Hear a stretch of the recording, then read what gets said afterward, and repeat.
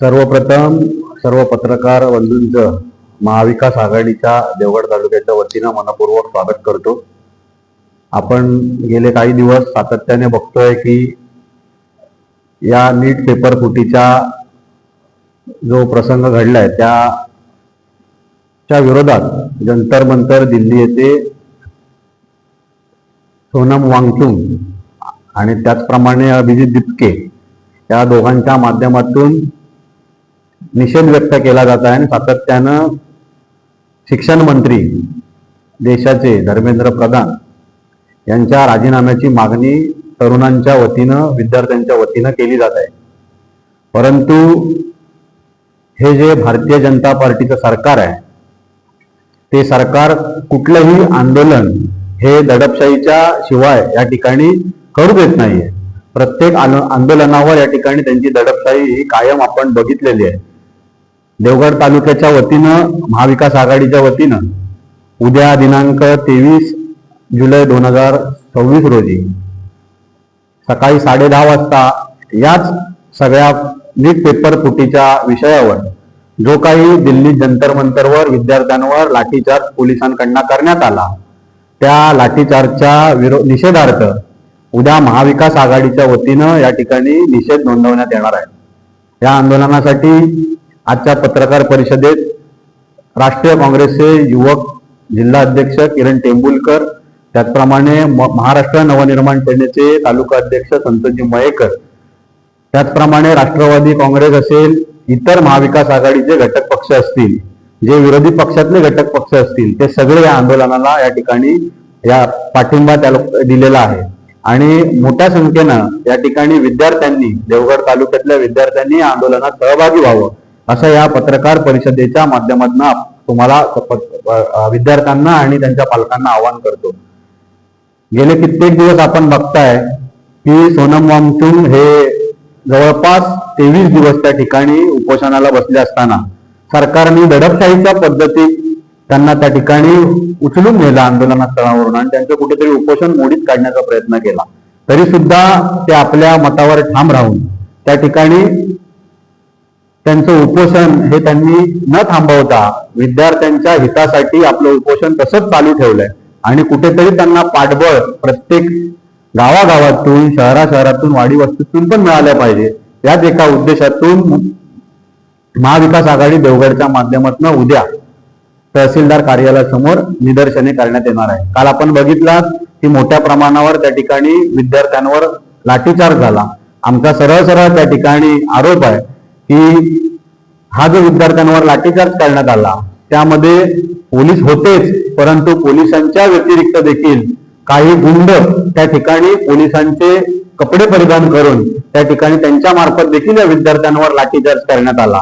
इतकी जर दडपशाही या देशात चालू राहिली तर या देशातल्या लोकशाहीचं भवितव्य धोक्यात येईल, विद्यार्थ्यांचं नुकसान होईल आणि ते नुकसान कदापि महाविकास आघाडी देशातली असेल, राज्यातली असेल, देवगड तालुक्यातली असेल ही सहन करणार नाही. आमचा सोनम वांगचुक, अभिजित दिपके यांच्या आंदोलनाला पूर्णपणे पाठिंबा आहे. शिवाय देवगड तालुक्याची आमची विशेष मागणी आहे की या सगळ्या कालच्या घडलेल्या प्रकरणाची जबाबदारी घेऊन देशाच्या गृहमंत्र्यांनी सुद्धा या ठिकाणी राजीनामा दिला पाहिजे. त्याचप्रमाणे महाराष्ट्राच्या शिक्षण मंत्र्यांनी देखील याची जबाबदारी घेऊन त्यांनी देखील राजीनामा दिला पाहिजे. कारण महाराष्ट्रात आपण बघितलं असाल की गेल्या काही दिवसापासून या आंदोलनाला पाठिंबा करत असताना प्रत्येक ठिकाणी महाराष्ट्रात जागोजागी, तालुक्यात, जिल्ह्यात आंदोलनं होत आहेत. तिथल्या देखील आंदोलकांना पोलिसांनी त्यांचा अमानुष छळ केलेला आहे. कदाचित आम्हालाही वाटतंय की उद्या जर आम्ही आंदोलन जे करतोय त्या आंदोलनावर देखील हे दडपशाही करतील. पोलीस प्रशासन आम्हाला कुठेतरी या ठिकाणी नोटिसा काढून पुन्हा त्या ठिकाणी हे आंदोलन थांबवण्याचा प्रयत्न करतील. परंतु कुठल्याही परिस्थितीत उद्या 10:30 वाजता आंदोलन होणार म्हणजे होणार. या ठिकाणी आंदोलनात केंद्राचे शिक्षण मंत्री असतील, गृहमंत्री असतील, राज्याचे शिक्षण मंत्री असतील यांच्या राजीनाम्याची मागणी घेऊन आम्ही ठामपणे निदर्शनं करणार आहोत. नमस्कार. आज या ठिकाणी महाविकास आघाडी मार्फत आपण या पत्रकार परिषदेला सर्व पत्रकारांबद्दल प्रथमपणे आभार मानतो.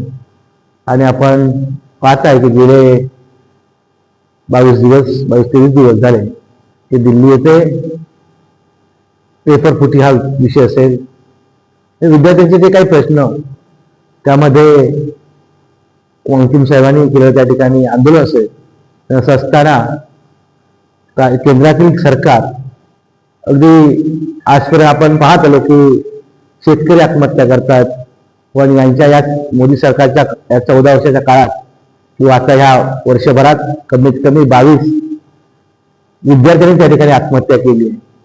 आणि असं असताना त्या सरकार एवढी आत्महत्या होत असताना सरकारमध्ये थोडीही सहानुभूती दिसत नाहीये. कारण 23 दिवस आंदोलन होऊन सुद्धा एकही देशाचा मंत्री किंवा जबाबदार लोकप्रतिनिधी त्या आंदोलकांना आजपर्यंत भेटण्याचं सौजन्यही दाखवलं नाही. आणि असं असताना त्या ठिकाणी फक्त सोशल मीडियाच्या माध्यमातून राजकीय आरोप प्रत्यारोप होत आहेत. पण आरोप प्रत्यारोप होत असताना ही सगळी जबाबदारी सत्ताधारी म्हणून त्या ठिकाणी मोदी सरकारची आहे. कारण एवढे विद्यार्थी आणि विद्यार्थ्यांचं भविष्य किंवा आपण पुढचा भारत तरुण भारत समोर म्हणजे पुढचा तरुण असणारा भारत फक्त हा भाषणातून ऐकतोय. पण आज हे विद्यार्थी व तरुण जे रस्त्यावर उतरले ते माझ्या माहितीमध्ये कोणत्याही पक्षाचे किंवा कोणत्याही पक्षाचा पाठिंबा नसताना सुद्धा एवढ्या मोठ्या संख्येने उतरले असताना सरकारने त्यांची सारी चौकशी न करता वेगवेगळ्या पद्धतीने आंदोलन दडपण्याचा प्रयत्न केला. खरोखरच आपण सोशल मीडिया माध्यमातून पाहतोय की जी काही विद्यार्थ्यांवर लाठीचार्ज झाला, खरोखर बघताना अगदी डोळ्यात पाणी येईल एवढी परिस्थिती. म्हणजे या देशात ज्यांनी जातीचं राजकारण केलं आणि हिंदू मुस्लिम हा जो काही भेदभाव ज्यांनी ठेवला, पण कालच्या आंदोलनात बघितल्यानंतर आम्ही जरा आमचे मित्र त्या आंदोलनात आहेत तेही पण हिंदूच आहेत. आणि असं असताना ज्या काही गोष्टी सरकारकडून पाहिजे होत्या, पण देशाचे पंतप्रधान ज्यावेळी संसद विषय मांडला जातो तर देशाचे पंतप्रधान त्याविषयी गप्प राहतात. आणि विद्यार्थ्यांवर आजपर्यंत माझ्या माहिती त्या विषयावर जबाबदार व्यक्ती आजही त्या विषयावर बोललेही नाही. हे खरोखरच ज्या लोकांनी ज्यांना 2014 पासून हेच जे विद्यार्थी आहेत, हेच युवक आहेत, यांनीच त्यांना सत्तेवर बसवलं आणि आज त्यांना न्याय मागण्यासाठी एवढ्या लाठ्याकाठ्या खाव्या लागतात. हे त्यांचं आपलं दुर्दैव आहे. म्हणून आम्ही त्यांचा पाठिंबा म्हणून आम्ही देवगड तालुका महाविकास आघाडी उद्या आंदोलन करतोय. त्यामध्ये आम्ही सर्वांना विनंती करतोय, विद्यार्थी असतील, पालक असतील, कारण शिक्षणाची परिस्थिती महाराष्ट्रात सुद्धा तशीच आहे. आणि असं असताना की आता गणेशजी बोलले की केंद्रीय शिक्षण मंत्री किंवा राज्य शिक्षण मंत्री असतील यांनी जबाबदारी स्वीकारून आपला राजीनामा दिला पाहिजे, गृहमंत्र्यांचा राजीनामा दिला पाहिजे, अशी आजची परिस्थिती आहे. एवढंच या निमित्ताने सांगतो.